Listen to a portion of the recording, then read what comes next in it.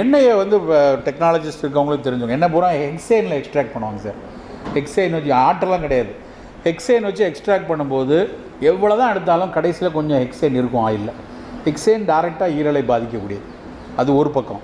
இன்னொன்று, நீங்கள் எல்லா ஆயிலையும் நீங்கள் பார்த்தீங்கன்னா ஒரு எண்ணெய் இருக்க கலப்படம் இருக்கும். நீங்கள் வந்து அரசு அனுமதிக்கப்பட்ட கலப்படமே இருக்குது. அதாவது எப்படின்னா, நீங்கள் வந்து 5% காட்டன் சீட் ஆயில் சேர்த்துக்கலாம், 5% கார்ன் ஆயில் சேர்த்துக்கலான் இருக்கான். ஸோ நம்ம சாப்பிட்ற ஆயில் அதெல்லாமே இருக்கும். காட்டன் சீட் இருக்கும், கார்ன் ஆயில் இருக்கும், கலந்து தான் வரும். அப்புறம் எண்ணெயோட நிர்வாகம் இருக்குது இல்லையா, நீங்கள் திடீர்னு எண்ணெய்க்கு 10 ரூபா விலையை கூட்டிங்கன்னா யாரும் வாங்க மாட்டீங்க. ஸோ எண்ணெய் விலை வந்து அவங்க நிர்ணயம் பண்ணிடுறாங்க, 150 ரூபா 200 ரூபா அப்படின்னு வச்சிடறாங்க. சில நேரத்தில் அவங்களுக்கு 20 ரூபாவில் கூட தயாரிக்க முடியும். இப்போ எள்ளுடைய விலை எடுத்திங்கன்னு வைங்களேன், எள்ளில் 60% ஆயில் கிடைக்கும். எள்ளு 40 ரூபாய்க்கும் சமயத்தில் கிடைக்கும், எள்ளு 200 ரூபாய்க்கும் கிடைக்கும். அப்போ ஆனால் இவங்க விலையை இது நல்லெல்லாம் மாற்ற முடியாது, டக்குன்னு மாற்ற முடியாது. அப்போ என்ன பண்ணுவாங்க அப்படின்னா, எண்ணெயோடைய விலையை வச்சுக்கிட்டு எவ்வளோ எள்ளுலேருந்து எடுக்கணுமோ எடுத்துப்பாங்க, மீதியை மிக்சர் பண்ணுவாங்க.